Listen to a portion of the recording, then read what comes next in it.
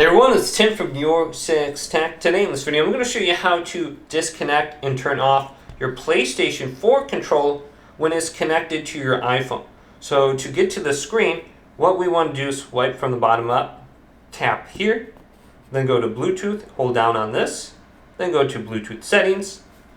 Now there's a couple different ways that we can do this. We can just hold down on the PlayStation button, and we can hold it down 1, 2, 3, 4, 5, 6, 7, 8, 9, 10, 11, 12, 13, 14, about 15 seconds, counting a little bit fast, and the controller will shut off.